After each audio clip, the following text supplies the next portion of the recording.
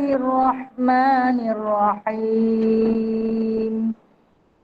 Alhamdulillahi Rabbil Alamin. Ar-Rahmanir-Rahim. Maliki Yawmiddin. Iyyaka na'budu wa iyyaka nasta'in. Ihdinas siratal mustaqim. Siratal ladzina an'amta 'alaihim ghairil maghdubi 'alaihim waladdallin.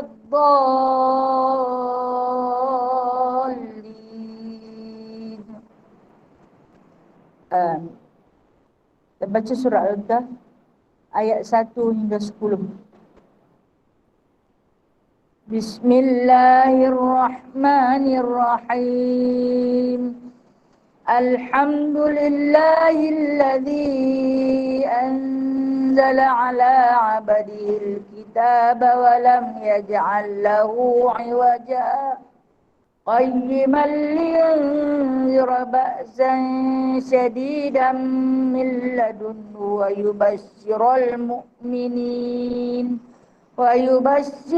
mu'minin alladhina ya'maluna as-salihat anna lahum ajran hasana makithina fihi abada wa yunzira alladhina qalu ittakhadha Allahu walada ma lahum bihi min ilmin wala li'abaihim kaburat kalimatan takhruju min afwahihim in yaquluna illa kadhiba fala'allaka baqi'un nafsaka ala atharihim illam yu'minu bihadzal hadithi asafa inna ja'alna ma 'alal ardi zinatan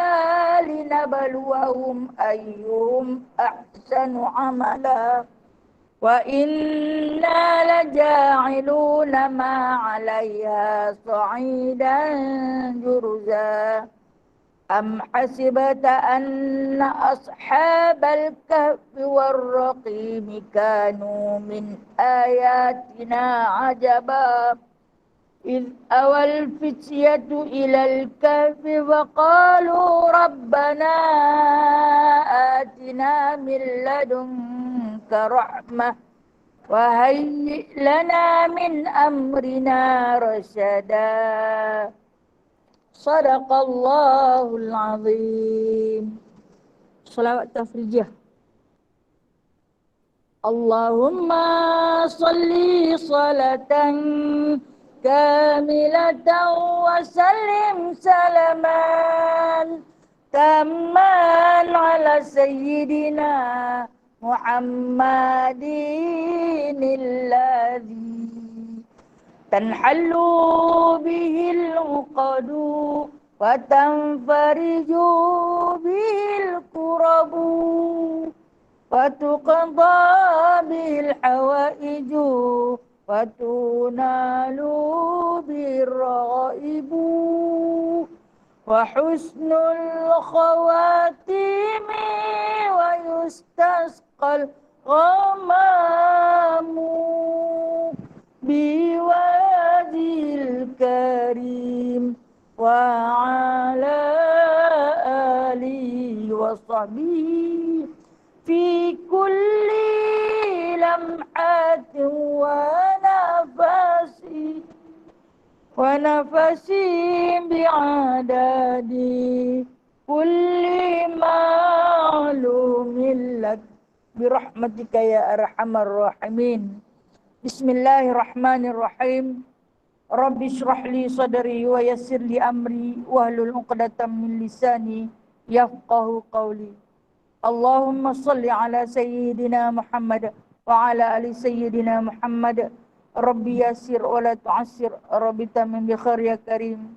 Subhanaka la ilma lana illa ma 'allamtana innaka antal alimul hakim innaka antas samiul alim innaka antat tawwabur rahim. Amma ba'du. Ya ibadallah, sahabat-sahabat yang berada di dalam surau dan juga yang berada di alam maya. Alhamdulillah, syukur kita kehadrat Allah Ta'ala, Allah Azza wa Jalla atas jemputannya, atas kurniaannya, hamparan rahmat dan nikmat yang tak pernah putus kepada kita.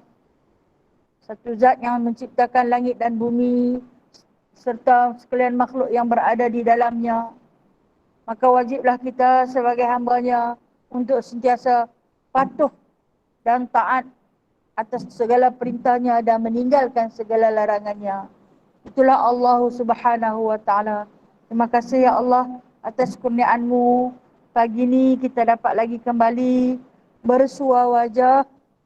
Alhamdulillah di dalam satu halaqah. Dalam satu halaqah. Halaqah sayap para malaikat. Mudah-mudahan para malaikat yang turun bersama-sama kita pada pagi yang penuh keberkatan ini mencatat amal kebajikan kita dan menghapuskan segala dosa-dosa kita serta terus berzikir istighfar untuk diri kita yang serba dosa ini. InsyaAllah hari ini dengan izin daripada Allah kita akan sama-sama menyambung tadabbur daripada surah An-Nisa, yang mana insyaAllah kita akan masuk ayat yang ke-43. Pada minggu yang lalu selesai ayat tu yang mana pada akhirnya orang-orang kafir di padang mahsyar nanti apabila melihat penyiksaan yang teramat dahsyat di padang mahsyar sehingga mereka pun minta, alangkah baiknya kalau di dunia dulu kami hanya jadi tanah. Senang, tak ada perbicaraan dah. Tak ada perbicaraan dah nanti di akhirat. Oleh kerana kita menjadi manusia, adalah perbicaraan demi perbicaraan. Selesai ayat tu. Kemudian turun pula ayat 43. Bermakna turun secara berasingan lah. Surah An-Nisa ni turun secara berasingan, bukan je semua seketul. Dia turun 5-6 ayat, 5-6 ayat, 5-6 ayat lah. Okey. Ayat yang ke-43 kita baca dah. A'udzu billahi minasyaitonir rajim. Ya ayyuhalladzina amanu la taqrabus salata wa antum sukara hatta ta'lamu ma taqulun wa la junuban illa 'abiri sabilin hatta taghtasilu wa in kuntum marda aw 'ala safarin aw jaa'a ahadun minkum minal gha'it aw lamastumun nisaa falam tajidu ma'an fatayammamu sa'idan tayyiba famsahu biwujuhikum wa aydikum innallaha kana 'afuwan ghafura. Ayat tu dulu lah, kita ayat 43 yang mana yang bermaksud wahai orang-orang yang beriman. Ayat ini diturunkan untuk orang-orang yang dah beriman. Maknanya tak ada sangkut paut dengan orang-orang kafir. Ayat ni ditujukan untuk orang-orang yang beriman, yang dah Islam dan beriman dan faham berkenaan dengan hukum. Baik, kita boleh meletakkan kategori kita dalam ni. Di antara orang-orang yang beriman. Maksud dia beriman ni yang percaya. Yang percaya dengan kewujudan Allah Subhanahu wa Ta'ala. Yang percaya dengan kewujudan para malaikat. Yang percaya dengan kewujudan hari kiamat. Yang percaya dengan kewujudan syurga dan neraka, padang mahsyar, azab kubur. Kita percaya tak? Baik, sah kita dipanggil orang-orang yang beriman. Cuma satu saja, dan beramal soleh. Yang ni tak berapa nak berani mengaku. Beriman insya-Allah. Semua yang kita sebutkan tadi kita percaya, insya-Allah kita beriman. Tapi beramal soleh tu buat juga, cuma tak tahu macam mana. Tak tahu penilaiannya di sisi Allah Azza wa Jalla membuahkan hasil yang lumayan ke ataupun ke laut ke dia. Itu amal soleh yang kita buat. Tapi buatlah sembahyang 5 waktu tu buatlah insya-Allah. Kalau kata sunat-sunat rawatib tu buatlah. Sunat-sunat duha witir tu insya-Allah lah. Adalah, tapi tak tahulah sejauh mana solehnya dia. Tapi beriman insya-Allah. Jadi ayat ini Allah Ta'ala tarik perhatian orang-orang yang beriman. Kita terpanggil. Baik. Yang mana kata Allah Subhanahu wa Ta'ala, la taqrabus salata wa antum sukara. Jangan kamu menghampiri, hampir pun jangan. Jangan kamu menghampiri, mendekati sembahyang wa antum, waw itu waw lil hal. Hal keadaan kamu sukara. Sukara ini apa dia? Mabuk. Mabuk. Sebab tu orang kalau nama Syakir, makna dia orang yang mabuk. Kalau Syakir, orang yang bersyukur. Lari sikit ya. Sa, sin, alif, kaf, ro. Kalau Syah, sin, alif, kaf, ro. Bubuh, titik 3, jadi orang yang bersyukur. Buang titik 3, jadi orang yang pemabuk. Sikit saja lari. Okey. Allah Ta'ala beritahu di sini adalah bermaksud daripada beberapa peristiwa. Ayat ini turun atas beberapa peristiwa. Baik. Atau kita sebut sebagai nama Asbabun Nuzul. Ayat 43 ada kisah dia. Kisah macam ni.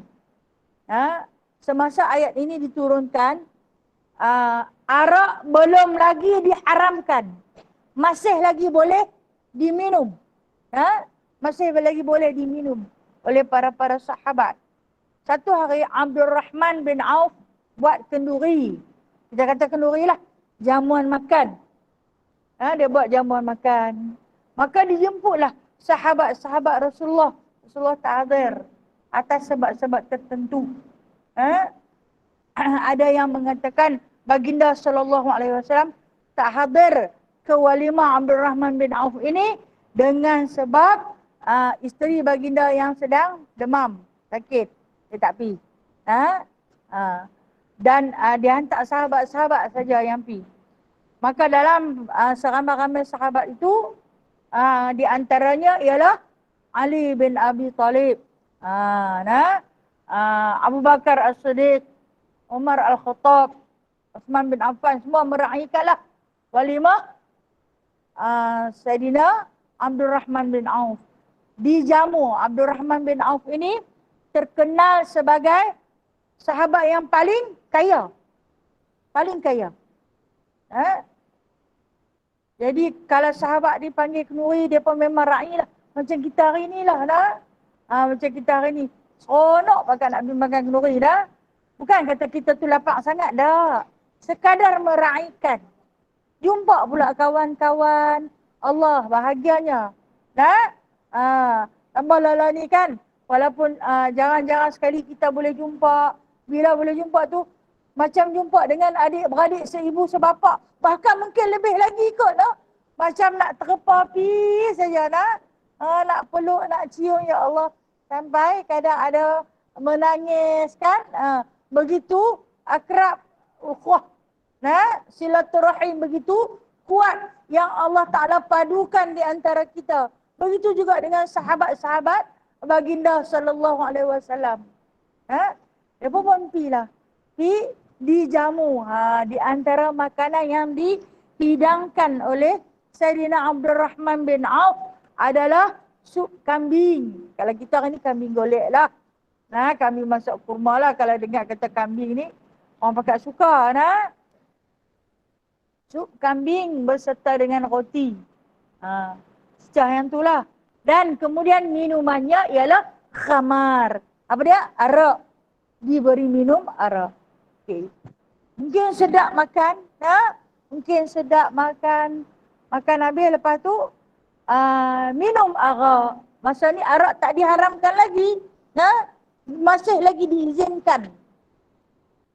Lepas tu, yang mana sahabat-sahabat lain yang dah rasa kenyang, dah cukup makan, cukup minum, mereka pakat balik lah. Tinggallah Ali bin Abi Talib yang tak balik lagi. Bila dia tak balik lagi, dia minum. Dia minum. Minumannya menyebabkan dia mabuk. Sebab banyak hak kawan-kawan lain kenyang baliklah. Ni yang duduk lama gampangnya kata Abdul Rahman bin Auf tak usah balik lagi. Hang duduk dulu mai, sekejap lagi ada apa aku pukul pun balik. Konon-konon lagu kita lah tu kan. Ha? Dia pun, tapi dia tak kata lagu tu lah, saja saya buat cerita, okey. Jadi dia pun, bila dia mabuk, dengarlah seruan daripada rumah Abdul Rahman bin Auf ni tak jauh daripada Masjid Nabawi. Dengarlah suara azan Bilal bin Rabah. Dia pun pakat nak bangkit pergi sembahyang lah. Nak bangkit pergi sembahyang. Lepas tu, tengok-tengok ramai lagi tetamu yang berada di rumah Abdul Rahman bin Auf. Kata Abdul Rahman bin Auf kepada Ali, tak payah pergi di masjid lah. Kita bersolat di sini saja. Sebab di rumah dia pun ramai orang lagi. Kita ajak tetamu-tetamu kita ni sembahyang bersama. Lepas tu, engkau jadi imam, wahai Ali bin Abi Talib. Ali ni dah melilau dah. Dia mabuk. Dia dah melilau dah. Okay, tak apa. Kalau dia jadi imam, dia pun jadi imam. Tapi yang tu imam untuk solat fardu asar. Solat fardu asar. Dia baca tak panjang. Rakaat pertama dia baca qul ya. Qul ya ayyuhal kafirun. La a'budu ma ta'budun. Wala antum a'biduna ma a'bud. Wa nahnu a'budu ma ta'budun. Salah tak? Wa nahnu a'budu ma ta'budun. Dia macam ni. Salah tak? Mula dia kata, wahai orang-orang kafir. Aku tak sembah apa yang kamu sembah. Hampa tak sembah apa yang aku sembah. Lepas tu dia kata, wa nahnu na'budu ma ta'budun. Kami juga sembah apa yang kamu sembah. Wahai orang-orang kafir. Pasal apa dia jadi lagu tu? Sebab dia tak siuman. Okay? Bila dia tak siuman, dia tak boleh kawal otak dia, akal dia yang waras itu daripada menutur perkataan yang haram. Bermakna, dia telah mencampur adukkan kalam-kalam Allah. Dalam qul ya ayyuhal kafirun, Allah Ta'ala tak sebut, wa nahnu na'budu ma ta'budun. Kami sembah apa yang kamu sembah. Wahai orang-orang kafir, dia kata. Salah tak? Salah. Memang salah. Lepas tu bila dia bercampur tu, dia terdiam dengan sebab dia tak boleh nak terus dah ayat tu. Tak boleh nak pergi ke depan dah. Sebab ayat tu dah jadi lain.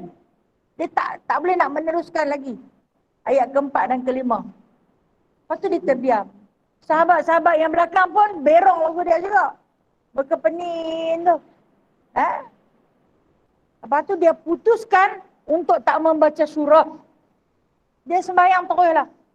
Dan dikatakan rakaat 4 tu jadi 3 saja. Ni pasal apa? Dalam keadaan tidak siuman. Lepas bagi salam tu pakat tumbang tidur. Tak sedap diri.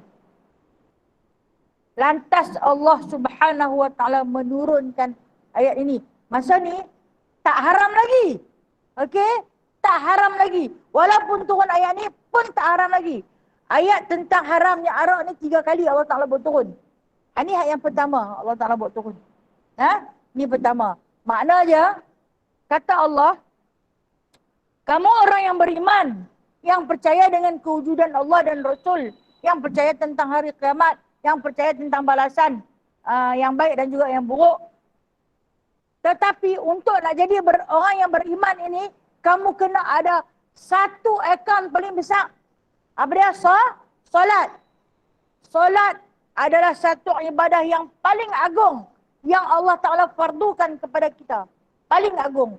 Rugilah barang siapa yang menolak syariat solat ini dalam diri dia kerana dia menolak keagungan anugerah Allah kepada kita. Rugi. Orang yang tak mau sembahyang ni, dia rugi. Langit dan bumi. Bahkan lebih daripada tu. Kerugian dia. Dengan sebab, kalau kata orang nak sembahyang, kita tengok. Kita ni dalam rangkaian kita nak mendirikan solat. Pertama kena taharah. Bersih kan? bersih. Lepas dah kita dah bersih tu kita dengar. Ataupun mungkin antara dua lah. Kadang-kadang dengar orang azan dulu. Baru kita pergi taharah. Ada setengah dia pergi taharah siap-siap. Lagi orang azan dia terus semayang saja. Ada setengah lagi yang tak azan. Lagi itulah dia pun tak pergi ambil semayang. Ada juga. Alhamdulillah. Keadaan macam mana sekalipun. Alhamdulillah. Ada yang sampai. Bilal tu. Sampai dah balik ke rumah. Dia tak semayang lagi pun ada. Sampai Tok Bilal nak pergi azan lain. Dia tak semayang lagi pun ada. Dia nak jamak. Jamak ujung-ujung waktu zuhur. Dia sambut dengan awal waktu asar. Ada juga. Ni waktu tahrim. Waktu yang diharamkan. Tapi dia kata, sembahyang ni dia ada peringkat. Pertama, dengar panggilan. Dengar orang azan, kita bangkit. Kita bergerak. Lepas tu yang kedua, kita bersihkan tubuh badan kita. Yang ketiga, dah bersih tubuh badan, kita cari pakaian yang suci daripada najis. Yang keempat, pakaian tu mestilah tutup aurat lah. Yang keempat, kita cari apa? Qiblat. Okey, kalau di rumah kita dah tak ada qiblat. Maka kita berdiri tegak terus berniat dan bersolat. Itu kita kata peringkat proses orang nak sembahyang. Tetapi di dalam kisah ayat 43 ini, Sayyidina Ali karamallahu wajhah tidak berwudu sebab dia tak waras. Dah orang suruh jadi imam, dia terus jadi imam. Dan pada rukun qaulinya, dia boleh baca Fatihah dengan sempurna. Tetapi sunat hai'ahnya, yakni membaca surah selepas Fatihah itu yang menyebabkan dia bercampur aduk. Ayat yang tak ada dia pergi hubung. Jadi Allah Ta'ala pun menegur. Ini teguran daripada Allah. Allah Ta'ala bukan tegur terus Sayyidina Ali macam tu. Sebab Sayyidina Ali tak pernah dapat wahyu. Allah Ta'ala tegur kepada baginda sallallahu alaihi wasallam yang juga ketika itu baru selesai solat asar. Turun mai Jibril kepada Rasulullah. Dikatakan baginda sallallahu alaihi wasallam bersama para sahabat, terdiam seketika lama, agar sahabat melihat peluh keluar sampai basah badan Nabi, menggigil. Dia wahyu nak masuk, wahyu nak masuk ke dalam jasad Rasulullah amat berat. Berpeluh-peluh ni. Terdiam seketika dilihat wajah Rasulullah yang putih tu menjadi merah macam udang kena bakar tu. Lepas tu baru nampak tenang. Dah habis masuk ayat 43 ni. Kemudian Jibril menceritakan sahabat kesayangan baginda sallallahu alaihi wasallam jadi imam ketika sedang mabuk. Dan Rasulullah pun baca ayat ni. Rasulullah pun baca ayat ni. Maknanya di sini, arak boleh minum? Tak boleh minum. Kalau minum akan mabuk. Waktu ayat ni turunlah. Bukan Rasulullah kata, lepas ni minumlah. Hampa tak semayang pun minum. Nak semayang pun jangan minum. Tak. Rasulullah pelan-pelan nak suruh semua sahabat tinggal buang. Tinggal. Sedikit demi sedikit. Okey. Kemudian, sampailah kata, Rasulullah kata, hatta ta'lamu ma taqulun. Sampai hampa tahu apa yang hampa kata. Sampai kamu tahu apa yang kamu kata. Kalau kamu tak tahu apa yang kamu kata, maka jangan semayang. Jangan semayang. Berdosa saja. Pada hukum ayat ini, maka ulama-ulama mengambil satu kias. Kalau kata kita terlampau mengantuk. Terlampau mengantuk. Sembahyang dalam keadaan terlalu mengantuk. Itu juga dikatakan tak minum. Tak minum ketum pun. Tapi mabuk. Mengantuk teramat sangat. Ketika ini, kata Nabi SAW, "Idza na'isa ahadakum wa huwa yusalli falyansarif." Kata dia.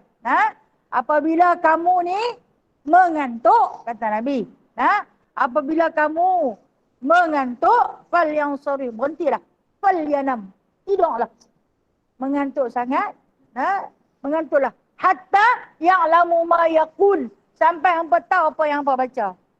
Kadang kita mengantuk, kita baca Quran. Dia merepek,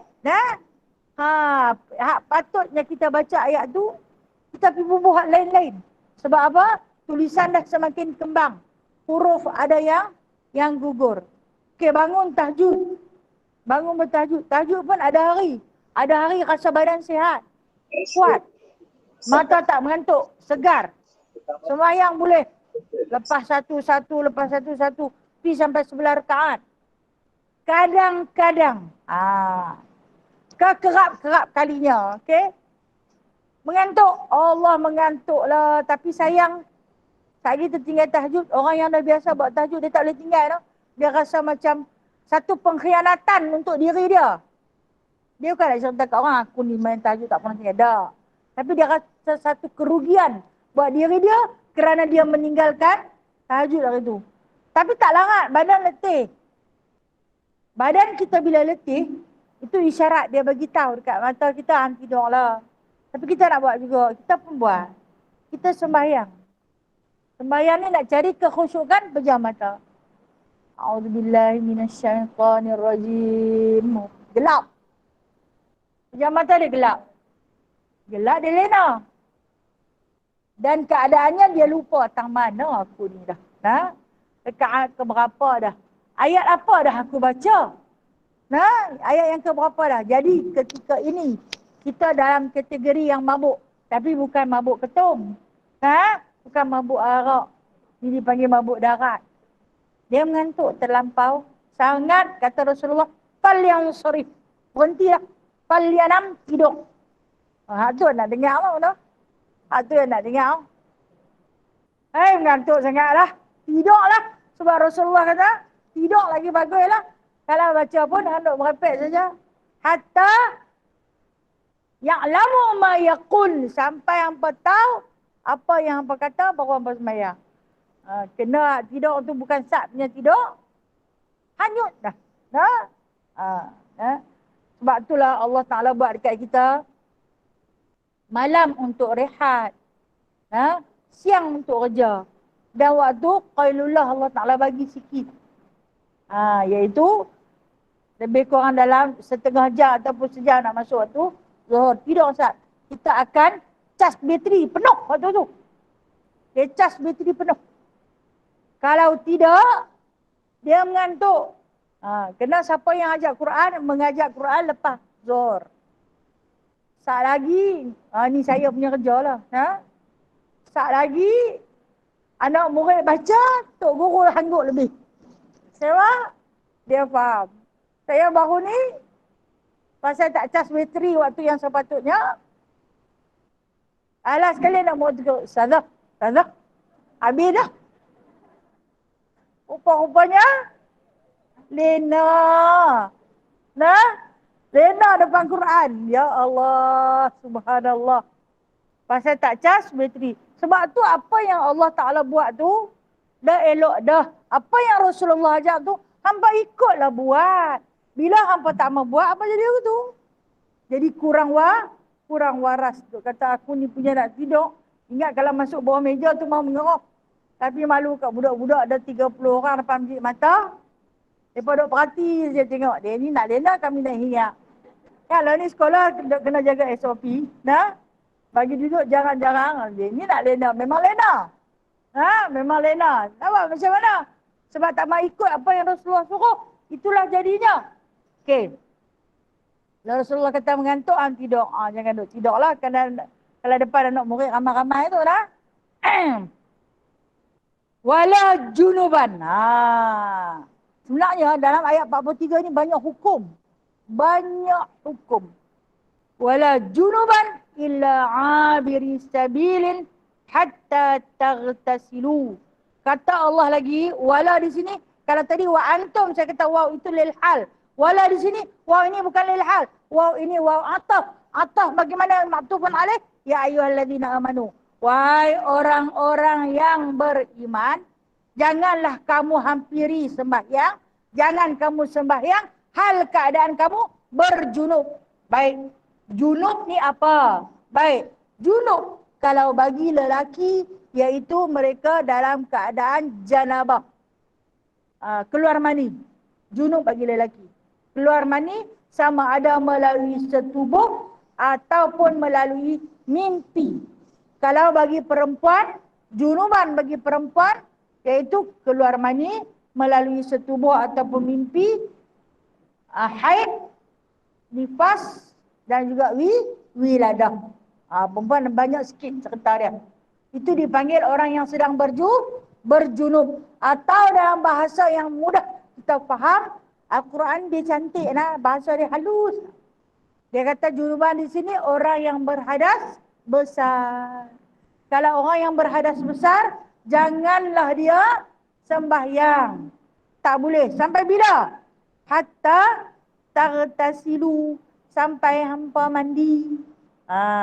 Mandi ni diajar pula. Tu yang kata dalam Al-Quran, dia tak ajak mandi wajib. Yang ajak mandi wajib ialah hadis. No? Hadis yang mengajar mandi wajib. Jadi dia kata mandi. Kalau kata mandi, ada orang yang dia nak pegang Quran je, hadis dia tak pegang. Sebab hadis dia kata, Muhammad tu kata sempurna. Tapi periwayat dia tak sempurna. Mungkin tersalah tulis. Mungkin pembohong dan sebagainya. Dia tolak hadis. Dia ambil Al-Quran. Kalau Al-Quran dia kata, kalau hangpa berjunub, mandi. Bila dah kata mandi, dia mandi macam tu saja kak? Dah. Maka hadislah yang menghuraikan cara mandi wajib. No? Sampai ni longkang-longkang telinga kita yang ada longkang kan. Lekok-lekok telinga kita tu. Lubang telinga yang sampai. Jangan pergi jurus ayak dah lubang telinga. Lubang hidung yang sampai jari kita. Kemudian, lubang pusat kita. Ketiak kita. Paras kita. Kubul dan dubur. Itu di antara lubang-lubang yang kita miliki. Dan satu lagi, pelipat. Pelipat, faham tak pelipat? Orang yang betul besar macam saya ni dia ada pelipat tersembunyi. Ada lubang. Kena jaga. Kok sekali hang jurus, kat situ ayat tak singgah. Sebab dia berlekok. Jadi itu. Al-Quran saudara, Al-Quran kata mandi saja. Al-Quran kata mandi saja. Rasulullah yang ajak kita. Dia suruh kita duduk bertinggung kalau kita mampu. Apa Ustazah ni duk ajak kami dah expired dah, duk ajak mandi wajib pula. Manalah nak tahu kan, kok lah nak berkahwin lagi. Okey. Dan kemudian kata Allah lagi, bila dia nak mandi selalu mandi dengan apa? Mandi dengan air lah. Mandi dengan air lah. Ni dia nak ajak kalau tak ada air. Okey. Wa in kuntum marda aw ala safarin. Dan jikalau kamu sakit. Yang pertama. Cerita ni lepas kata suruh mandi ni, nak mandi ayat tak ada. Kisah ini berlaku di dalam satu peperangan yang mana Allah Ta'ala hantar Ammar bin Yasir dan Umar Al-Khattab sahaja mengikuti perang ni. Masa dalam balik peperang tu, tidur dua sahabat ni. Tidur dua orang sahabat ni bermimpi sehingga keluar mani. Jadi junublah dua orang ni. Ammar bin Yasir dan juga Umar Al-Khattab. Bila bangkit, kata si Ammar, aku tak boleh nak semayang ni. Aku berjunub. Ayat tak ada. Kata Umar Al-Khattab, aku juga berjunub. Ayat tak ada. Ayat tak ada. Bila ayat tak ada, satu jalan yang mudah, tak usah sembahyang. Lepas kata, tak usah sembahyang lah. Lepas tu kata Ammar bin Yasir, Rasulullah kata, kena sembahyang juga. Walau macam mana pun. Walau macam mana pun, kita kena sembahyang juga. Kalau tak ada ayat pun, kena hormat waktu. Yang kata boleh ada sembahyang hormat waktu tu. Lepas tu kata Umar Al-Khattab, aku tak boleh nak sembahyang macam ni. Aku tak mau sembahyang lah. Umar Al-Khattab tak mau sembahyang. Ammar bin Yasir sembahyang. Sembahyang juga. Bila balik, ni masalah. Nah, bawa masalah. Pergi jumpa Rasulullah. Nak jadi hukum dekat kita lah. Nah, sebenarnya kesalahan yang dibuat oleh para sahabat untuk menjadi hukum pada kita yang selalu buat salah ni.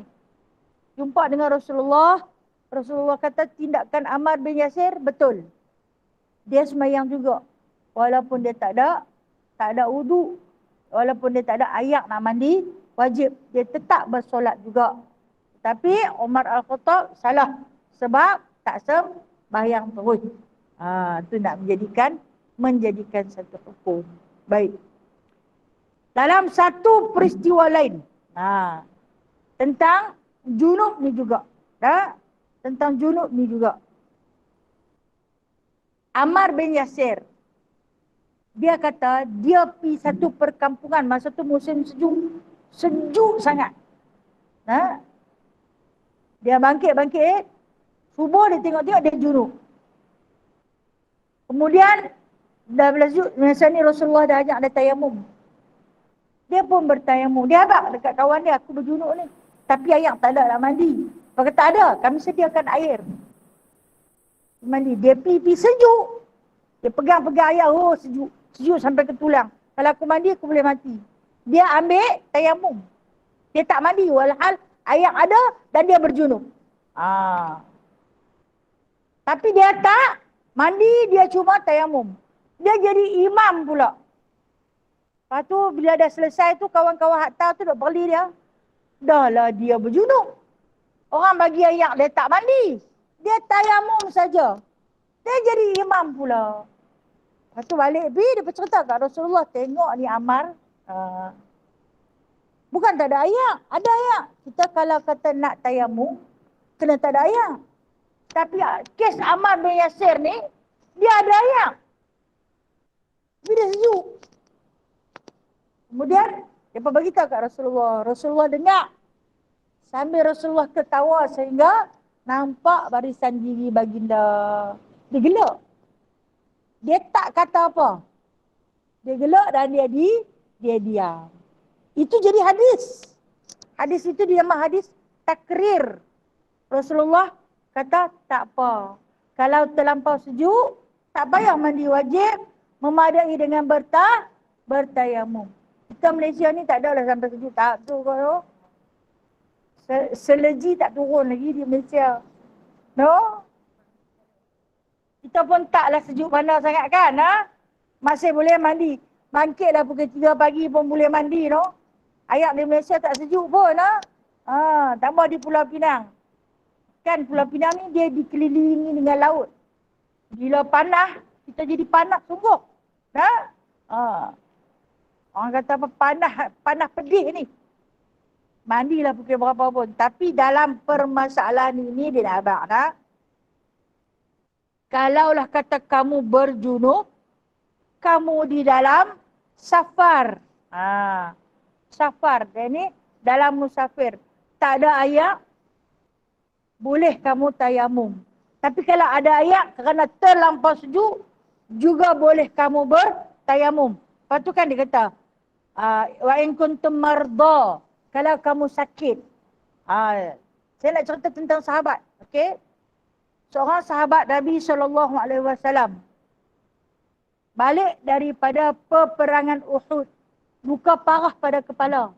Luka parah di kepala. Waktu ni dia pun tak rujuk kepada Rasulullah. Sebab Rasulullah tengah bersedih atas kesyahidan bapa saudara baginda. Iaitu Sayyidina Hamzah Asadullah. Dia pun tengok, dia pun kesian dekat Rasulullah nak pergi duk mengadu cerita macam-macam. Dia pun tak mengadu. Buat pandai-pandai sendiri. Ni kita panggil pandai-pandaian.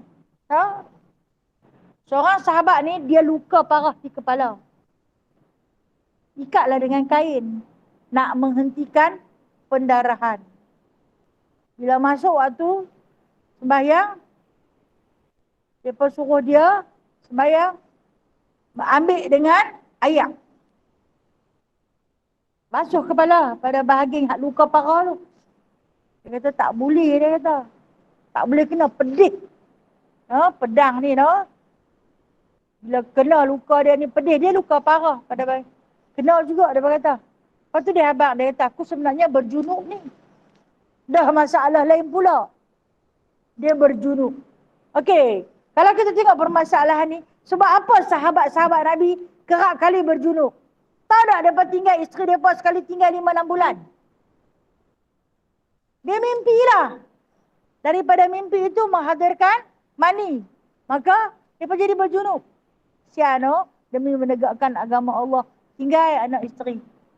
Maka dengan satu cara Allah Ta'ala memuaskan mereka dengan melalui mimpi. Bila berlaku junub itu menyebabkan para sahabat ni suka nak mandi. Tak ada air padang pasir.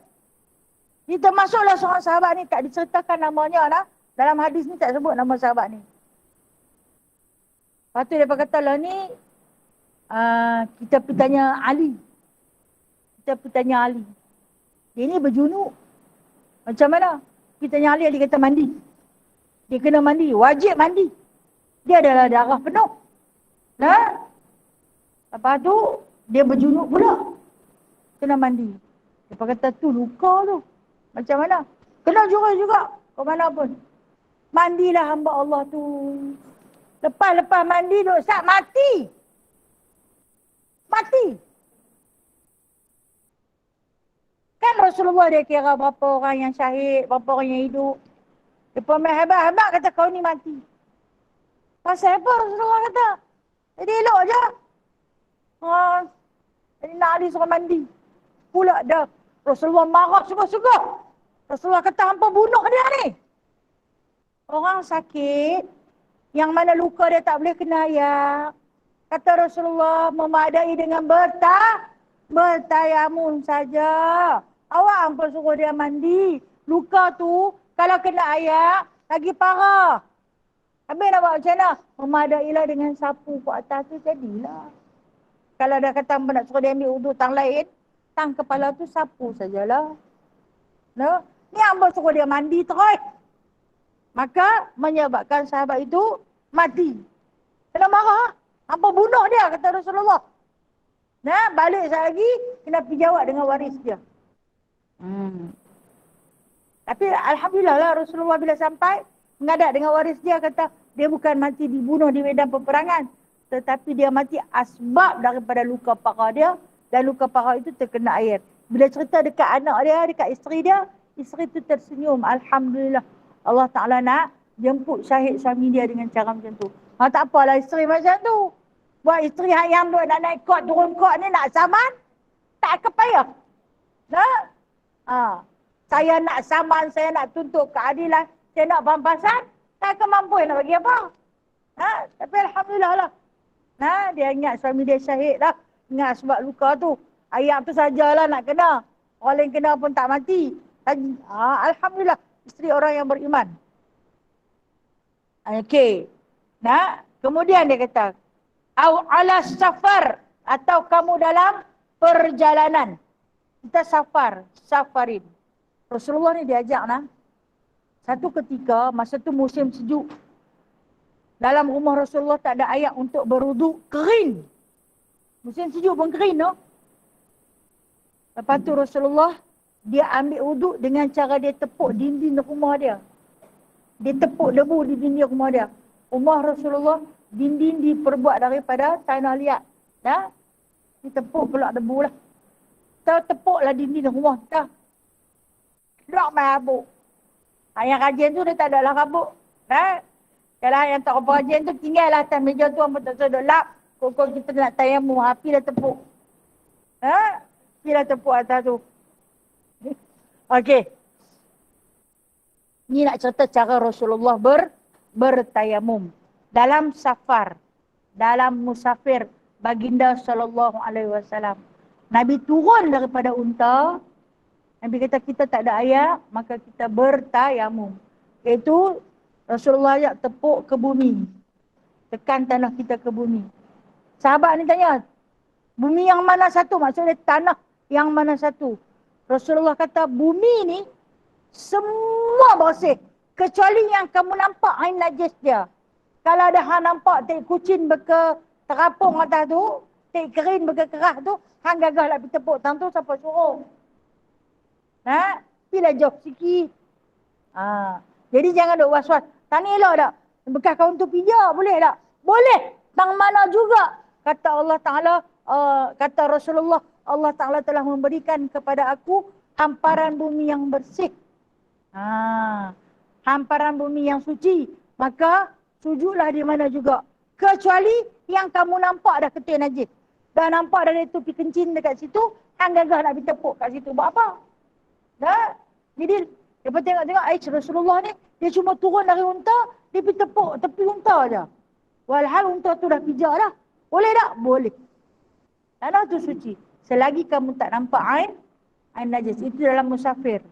Okey, kita dalam musafir. Contohnya, kita buat kiasan. Kita naik kereta, berlaku kesesakan dalam perjalanan. Waktu dah masuk, kita kata tak apalah, sat lagi. Sampai tentang mana kita sembahyang. Tengok-tengok, tak boleh. Jam tak boleh bergerak. Jam mati ni. Tak boleh bergerak. Menyebabkan waktu dah nak lupu. Ayam ada tak dalam kereta? Ada. Tapi bila nak minum, tak lagi. Kalau kita ambil ayat sembahyang dengan ayat yang ada sikit dalam kereta tu, maka kita tak boleh nak minum. Nah, ketika ini kita boleh bertayamum. Okey. Ni yang jadi hukum. Nak pergi cari tanah. Tak mana nak buka pintu kereta ke nak keluar tepi tu? Memadai kalau kita tepuk ayam dalam kusin dalam tu. Kusin pula, kusin kulit. Mana nak ada? No? Kusin kulit tak ada. Yang tu kena keluar cari. Kena keluar cari debu. Kan nak sapu di atas bumbung kereta. Yang tu bukan debu tu habuk. Nah? Yang tu habuk. Sat. Kita pun tak boleh nak jalan di mana. Keluar sapu atas bumbung kereta. Sekali. Nipiskan. Kemudian. Tak boleh. Yang tu habuk. Kena faham lah. Habuk tu kalau hang sapu muka. Berdemen lah lagi. Faham kan maksud berdemen? Hitam lah. Kita boleh keluar. Kalau kata kusin hak yang biasa punya, dia boleh tepuk kusin tu.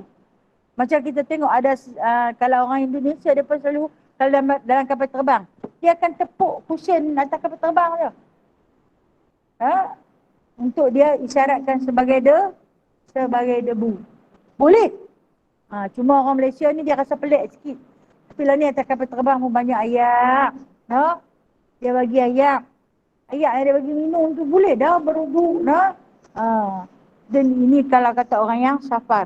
Au ja'a ahadun minkum minal ghaita. Ataupun kata Allah Subhanahu wa taala, kamu ni datang, salah seorang daripada kamu datang daripada ghaid, tandas. Tengok bahasa Al-Quran. Dia tak kata ataupun hampir berak ataupun hampir kencing tak. Ataupun dia kata kamu datang dari tandas. Bahasa Melayunya jambat. Bilik ayak. Kalau hampa keluar daripada bilik ayak, kalau maksud dia, kalau kita berhadas kecil yang ni, berak atau kencing, yang ni, kita kena ambil semua yang lain. Kalau tak ada ayak, maka memadai dengan bertayamum. Aula mastumun nisa, ataupun kamu menyentuh perempuan. Baik, pada ayat ini ada khilaf ulama. Ayat ni nampak pendek, tetapi huraian dia panjang lah. La mastumun nisa pada ayat ni, bagi Imam Syafi'i dia kata, kalau kamu sentuh kulit perempuan, kalau kamu beruduk, kamu batal. Tetapi pandangan atau pendapat tiga mazhab yang lain.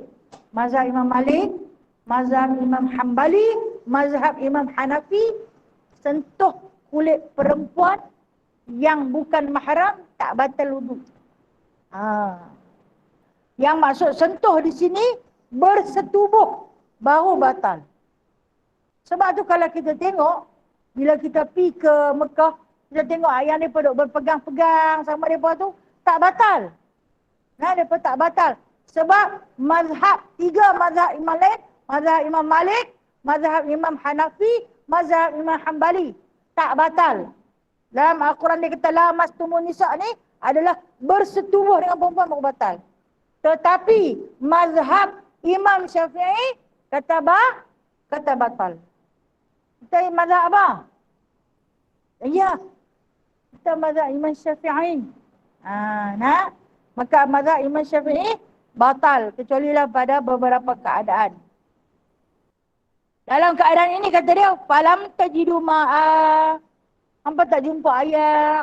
Dia abang mula hampa junub. Lepas tu ataupun hampa musafir, ataupun hampa sakit, nah, ataupun hampa kencing dengan berak, ataupun hampa bersentuh dengan perempuan. Kata Allah Taala, hampa tak dapat air.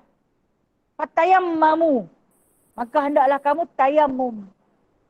Sa'idan tayyibah, dengan tanah yang suci. Famsahu, macam mana Allah ajak? Famsahu biwujuhikum wa aidikum. Ini satu lagi khilaf. Hendaklah kamu menyapu tanah tadi, sa'idan tayyibah tu, tanah yang bersih, yang suci, yang baik tu. Dia kata, sebab apa Allah Ta'ala kata tayyibah tanah ni? Tanah ni tang mana semua baik. Kecuali yang ada najis tak baik. Okay. Sapu pada muka. Famsahu biwujuhikum. Sekali je. Tepuk dia, nipiskan. Kita dah pernah buat praktikal dah. Nipiskan. Kalau kata Rasulullah, dia tak kata nipiskan macam tu. Dia kata tiup. Tiup. Pasang tu. Tinggal nipis.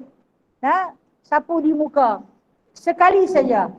Dia tak payah buat 3 kali. Sekali saja sapu. Kemudian dia kata, wa aidikum, dan tangan kamu. Baik. Ini yang saya kata dia menjadi khilaf. Ada setengah pendapat dalam Al-Quran dia tak kata wa aidikum ilal marafiq. 2 tangan hingga ke siku dia tak kata. Maka memadai kita bertayamum tangan sampai pergelangan tangan je. Kalau kita tengok orang bertayamum, dia tak sapu debu tu sampai siku, jangan kata dia salah. Betul ya nak? Betul. Sebab dalam Al-Quran dia tak sebut. Kalau ambil sembahyang dia sebut. Wa aidikum ilal marafiq, tangan hingga siku. Tetapi dalam tayamum, dia tak sebut sampai siku. Dia sebut tangan saja. Bermakna sekadar pergelangan tangan. Kalau kita tengok orang buat macam tu, kita jangan kata dia salah. Betul tak? Sebab tu fiqh ni dia kena faham. No? Kena faham sebab dia akan cedok melalui ayat Al-Quran. Lepas tu dibahaskan. Maka menjadi hukum. Jadi sahabat-sahabat Rasulullah ambil hanya sapu tangan, telapak tangan dan belakang tangan saja. Mereka tak sapu sampai ke siku. Pasal apa dia kata, kami nampak Rasulullah buat macam tu. Habis mana mai sampai siku ni? Siapa ajak mai? Adakah Imam Syafi'i ajak? Imam Syafi'i tak ajak. Okey, Imam Syafi'i juga berpandukan kepada ayat Al-Quran ini. Mana ulama terkemudian membahaskan. Ini perbahasan. Mengatakan seperti mana diwajibkan berwuduk, basuh ayat daripada hujung tangan sampai ke siku, begitulah juga dengan tayamumnya. Kesimpulan kita yang ada hari ini, kalaulah kita nak bertayamum, tak payah sapu sampai siku pun tak mengapa. Kemudian tanya Ammar bin Yasir. Ammar bin Yasir tanya kepada Rasulullah, aku berjunub ni, nak tayamum macam mana? Dia berguling atas tanah. Dia berguling atas tanah. Jenuh mandi pasir tu. Dan keadaan itu menimbulkan satu suasana yang lucu kepada baginda sallallahu alaihi wasallam. Bila dia bergolek atas tanah, macam tengok kucing mandi pasir. Tengah belakang dia. Kan? Ayam lagi satu suka mandi pasir. Kan? Dia nanti bedai naik pasir tu sampai atas kepala dia. Orang duduk kampung boleh lah tengok lah. Nanti ni mandi pasir. Ayam dia suka mandi pasir. No? Lepas tu, Rasulullah gelak. Sampai bila dia gula, Rasulullah pergi pegang dia. Rasulullah kata kepada Ammar bin Yasir, tak payahlah sampai bergolek-golek. Jadi lagu buah Melaka tu. Tak payahlah sampai berguling-guling. Dia kata, dia junub ni, dia kata, dia nak kena bagi semua sampai debu lah. Yang tu fahaman kita kan. Macam tu juga fahaman mula-mula sahabat. Lepas tu kata Rasulullah, memadai kamu. Wamsahu biwujuhikum wa aydikum. Sapulah di muka dengan sapu di tangan saja. Cukup. Mandi wajib kot. Ya, mandi wajib pun. Sapu debu di muka dan tangan saja. Tak payahlah duk sapu satu badan. Kalau ayak yang sapu satu badan. Bukan sapu, meratakan air. Basuh. Tapi kalau debu, muka dan tangan saja. Kita aksiden, kaki patah. Kaki tak boleh kena ayak. Tapi kena ganti dengan tayamum. Pun tak basuh kaki juga. Sapu muka dan tangan. Yang setengah orang tak faham, dia ambil debu, dia pergi sapu dekat kaki dia. Yang tak boleh kena ayak. Salah. Sebab anggota tayamum bukan kaki. Dia pergi ambil debu, dia sapu di atas kaki dia, tak boleh kena ayak. Salah. Tak sah tu. Bebeklah dia ambil ayak, dia sapu kat atas kaki tu. Daripada dia ambil debu, sapu kat atas kaki, itu adalah perbuatan salah. Tayamum, dua saja. Walaupun kita nak mandi wajib, pun sapu muka dan sapu tangan. Kalau di sini sebut tangan saja, okey? Tapi kita ni lebih detail. Kita kan berpandukan kepada ijma' ulama'. Itu ahli sunnah wal jamaah kan? Kita ambil ijma' ulama'. Bila ijma' ulama' mengatakan tangan sampai siku, maka tangan sampai sikulah. Tetapi bagi pendapat para ulama' jumhur mengatakan tangan sahaja. Tangan sahaja. Iaitu tapak tangan dan belakang tangan.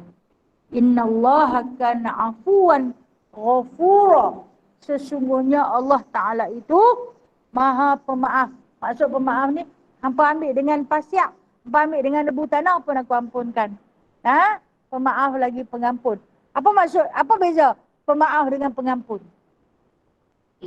Allah Ta'ala itu Maha Pemaaf walaupun dosa tu kita buat berulang-ulang kali. Berulang-ulang kali. Hari ni buat, sat lagi kita buat pula. Lepas tu kita buat pula. Tapi Allah Ta'ala itu afu. Maha afu. Memaafkan. Kalau kita ni tak larat nak abang dah kerja dia buat salah yang sama. Aku tak mau maaf dah. Tapi Allah itu afu. Maha pemaaf. Kita dah buat dah. Betul, istighfar pula, astagfirullah. Sat lagi buat pula. Esok buat pula, lusa buat pula, pagi buat, petang buat, tengah hari buat. Tapi Allah itu afu, Maha Pemaaf. Lagi Maha Pengampun. Pengampun ni padam terus. Faham, padam terus di atas segala dosa yang kita lakukan. Ini ayat ni ayat 43 ni. Banyak sangat tentang hukum yang Allah Ta'ala nak uraikan kepada kita untuk kita jadikan hukum dalam ibadah ataupun dalam fiqh. Mazhab mengambil ayat 43 ini membicarakan tentang hukum ini selama 40 hari baru selesai. Dia pun menyelesaikan masalah pada ayat 43 ni. 40 hari. Kita 4 minit pun boleh selesai dah. Pasal apa? Kita menyelesaikan masalah yang dah selesai. Dulu kalau kita tengok macam Imam Asy-Syafi'i rahimahullahu ta'ala. Dia nak ukur 2 marhalah tu. Dia nak bagi kita rukhsah, kemudahan solat jamak dengan qasar ni. Dia ukur masa tu bukan ada tali inci dah. Dia guna jengkai. Dia guna jengkai dia. Bayangkan 2 marhalah 83 kilometer. Nak jengkai sampai jauh mana tu. Tapi oleh kerana nak buat hukum, nak bagi dekat kita, dia jengkai. Dia sampai kira berapa jengkai. Nak mencukupkan dengan 2 marhalah. Lepas tu nak kira ayat cukup 2 kolah. Banyak mana. Dia pun nanti suka sikit. Tu yang kata sampai 40 hari baru dapat satu hukum. Alhamdulillah kita beriman dengan Allah, kita beriman dengan Rasulullah, kita beriman dengan hari kiamat. Maka kita adalah di antara ahli sunnah wal jamaah. Kita berpegang kepada pendapat ijma' ulama' qiyas. Itulah kita. Daripada mana datang kita? Kepada Allah. Dan kepada Allah kita kembali. Mudah-mudahan segala amal yang kita buat ini diterima. Faham insya-Allah no? Hari ni cerita pasal hukum ya, hukum fiqh. Insya-Allah taala. Wallahu alam. Ayat 43 saja nah. Insya-Allah ada rezeki kita nah minggu depan. Kalau ada rezeki. Kalau tak ada rezeki Allah matikan nah. Itu tanda tak ada rezeki lah. Sampai masa Allah panggil balik, baliklah kita. Kalau ada rezeki kita sambung ayat ke 44. Tentang orang yang menjual kesesatan dengan kebenaran. Wallahu a'lam. Ada soalan nak tanya? Yes.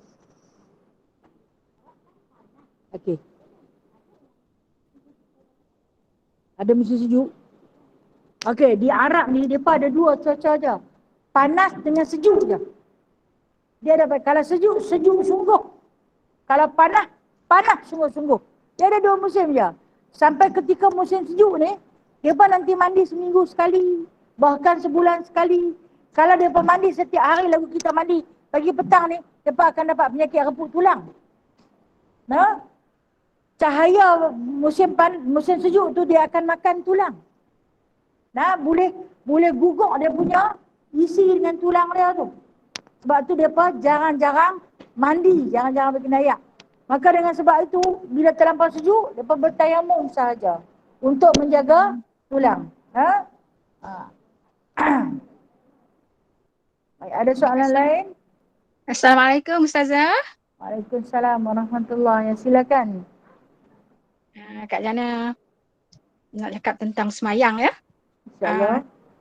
Kalau kita semayang, okey, rakaat pertama tu okey, lepas tu rakaat kedua rasa mengantuk, kita baca ayat surah, kita baca surah, kita macam kat mana ni?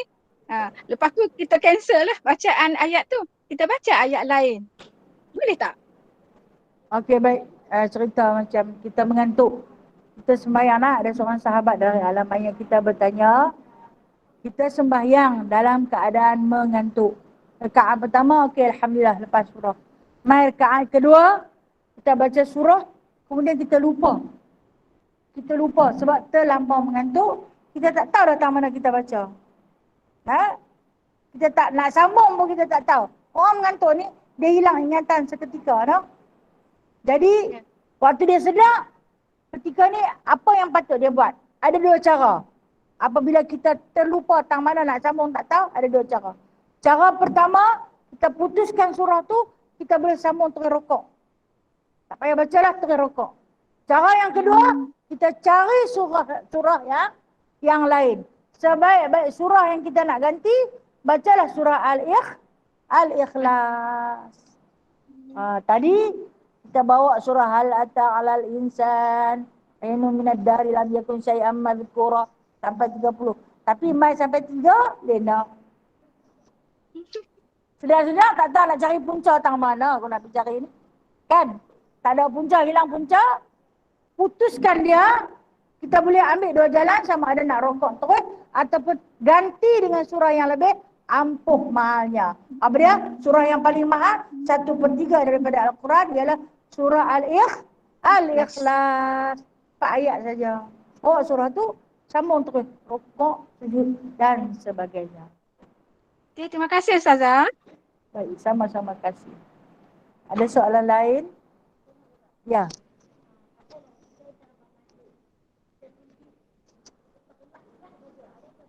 Okey, baik-baik. Kita terlampau mengantuk. Ni cerita semayang mengantuk ni. Bermakna pengalaman mengantuk ni semua orang ada lah. Terlampau mengantuk. Sujud ni kita letak kepala di lantai lah. Memang sedap. Kalau kita mengantuk, part yang paling sedap masa letak kepala. Rasa macam nak lena terus. Terkelap. Orang tua-tua kampung panggil terkelap. Padam memori dia seketika. Gelap. Adakah batal? Tak batal. Selagi tak berbunyi tidurnya. Tak mengeruh. Sat saja kot kan. Terkelak lah. Dah baca 3 kali tu kan. Bacaan itu sunat lah. Subhana rabbiyal a'la wa bihamdi. Dalam duk subhana rabbiyal a'la wa bihamdi sedap. Itu dia, start je, bukan lama pun. Tak batal. Nah, kecuali siap dengan mengeruh. Kalau dia main package tu, batal. Okay? Kalau terkelak saja tak apa, tak batal. Soalan Assalamualaikum. lain? Okey, ada satu soalan sahabat kita. Ya, silakan Kak Nah. Kak Nah itu kan tanya Kak Ustazah tentang solat jamak kan. Macam kita dah pergi kita sampai tul tul sungai apa? Ni tul kita lah ada Kuala Muda apa tul apa itu Sungai Kak Dua. Nah kata Sungai Dua. Sungai Dua. Habis tu sampai ke mana kita tak boleh jamak dah? Okey, sembahyang jamak untuk orang yang bermusafir melebihi 2 marhalah, dia boleh jamak. Nah, dia boleh jamak. Jamak ni adalah satu rukhsah. Rukhsah ni satu kemudahan. Hadiah daripada Allah untuk orang yang bermusafir, sembahyang boleh cantum dan boleh potong 4-3-2.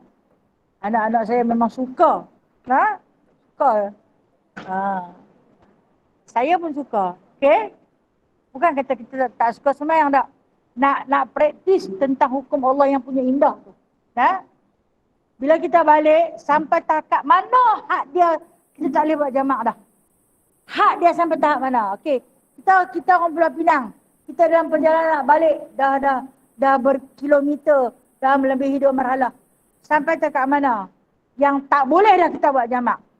Sampai kepada tahap kita nampak bumbung rumah kita. Itu kata Rasulullah, sampai yang nampak bumbung rumah orang tak boleh jamak. Selagi yang tak nampak bumbung, boleh. Contoh kata kalau orang Sungai Ara ni singgah di bayar lepas sembahyang jamak, boleh lagi tak? Boleh. Singgah di bayar lepas. Dekat sangat dah bayar lepas dah. Pergi Sungai Ara kan jauh mana? Boleh lagi sembahyang jamak di situ. Kita naik kapal terbang. Naik kapal terbang sampai maghrib dah nak habis. Jamak siap-siap maghrib dengan isya di situ. Balik main rumah lega. Aku isya sembahyang dah. Walaupun kita sampai di rumah, orang baru nak azan isya. Kita dah sembahyang dah tadi. Secara jamak.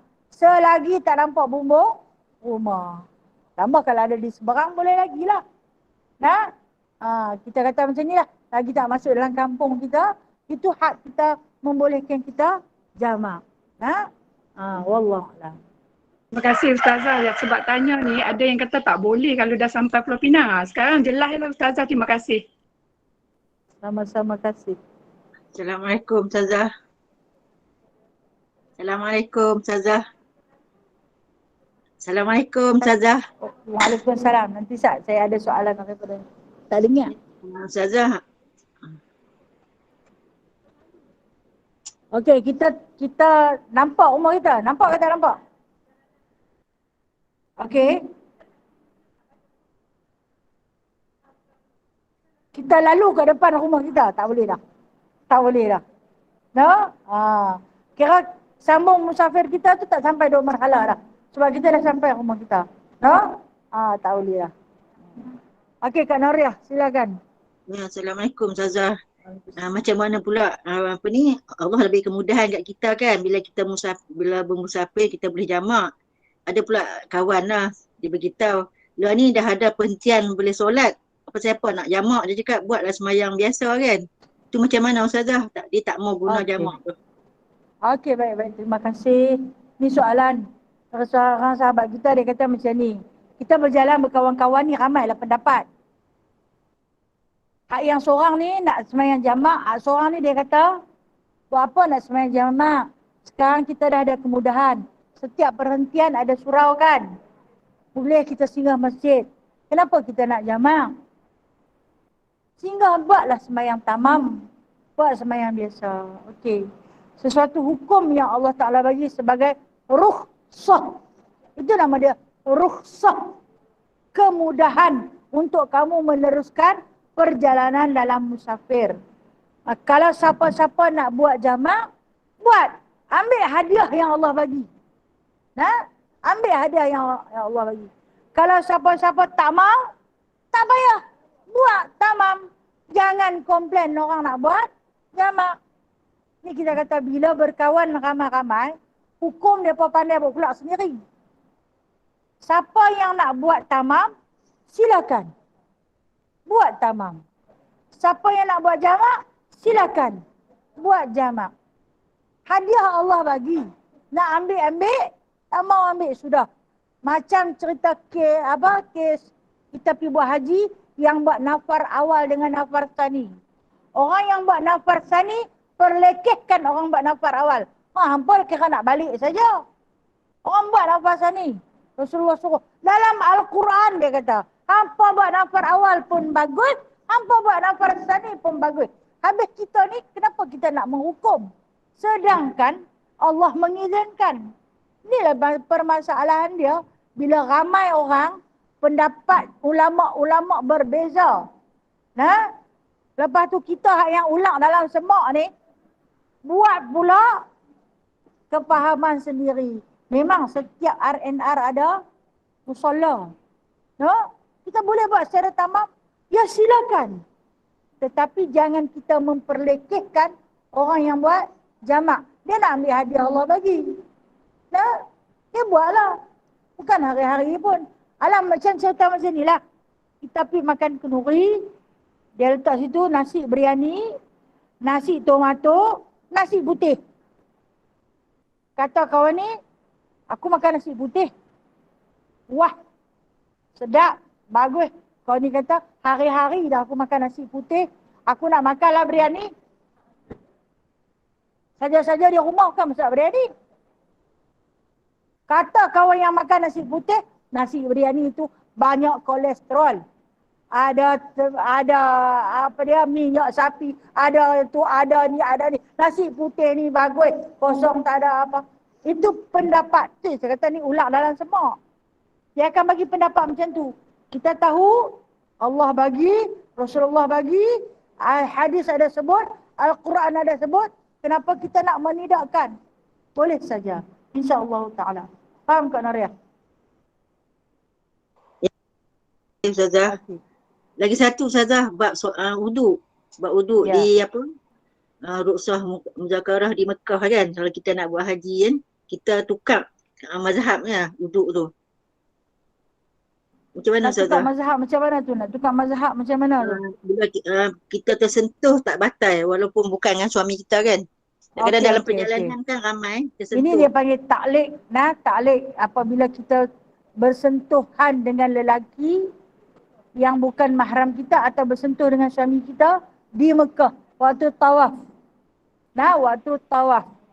Dia kata tukar mazhab. Nak ikut-ikut mazhab Imam Syafi'i, tak payah tukar pun tak apa dah. Sebab tu kita kena belajar. Dalam mazhab Imam Syafi'i memang bersentuh kulit lelaki dan perempuan batal. Nah, tetapi dalam beberapa keadaan macam kita dah tawaf, selagi kita sentuh dia tanpa rasa syahwat, terkena kulit dia, halus kulit dia, rasa seronok, syok terus kat dia, batal, kata Imam Syafi'i. Keadaan yang kedua, nah, kita tersentuh dia, tak ada rasa apa-apa. Nah, kita yang tapi kita tak ada apa perasaan. Pasal apa orang berimpik-rimpik, tersentuh, tak batal. Keadaan tu terlalu musyaqqah, payah. Keadaan ketiga, kita sentuh dia, dia sentuh kita macam suami. Kita tawan dengan suami, kita pegang dia. Keadaan ini selagi tidak menimbulkan rasa keinginan, maka tidak mengapa. Itu pada pandangan yang ketiga. Masih lagi mazhab Imam Syafi'i. Tapi mazhab Imam Hambali, mazhab Imam Maliki, mazhab Imam Hanafi kata tak batal. Selagi tak melakukan persetubuhan. Masa ni kita nak taklid waktu bila? Masa ni dalam muzakarah haji mengharuskan untuk kita, tak apalah, aku nak ikut mazhab Imam Hambali, bersentuh kulit lelaki dan perempuan tak batal. Kena faham juga cara berwuduk Imam Hambali. Baru boleh kita taklid. Walhal nak ikut kita tak payah taklid dah, sebab Imam Syafi'i dia dah hurai dah secara terperinci. Paling detail Imam Asy-Syafi'i rahimahullahu ta'ala. Wallahu a'lam. Ya, terima kasih Ustazah. Assalamualaikum. Ada soalan lain? Wallahu a'lam. Ya? Wallahu a'lam. Allah lah yang lebih mengetahui. Yang baik itu datangnya daripada Allah. Yang lemah, yang kurang, yang cacat celak itu daripada diri saya sendiri. A'udzu billahi minasyaitonir rajim. Bismillahirrahmanirrahim. Alhamdulillahi rabbil alamin. Hamdan katsira. Hamdan yuwafi ni'amahu wa yukafi'u mazidah. Ya Rabbana, lakal hamdu kama yanbaghi li jalali wajhikal karim wa 'azimi sultanik.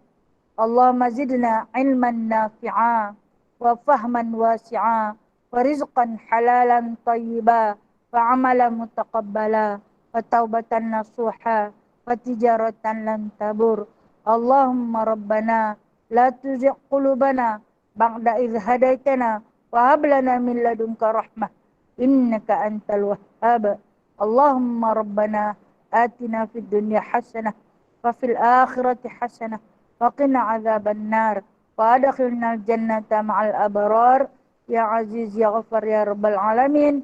Wa sallallahu ala sayyidina Muhammadin walhamdulillahi rabbil alamin. Taqabbalallahu minkum. Taqabbal ya karim. Terima kasih Terima semua. kasih Ustazah.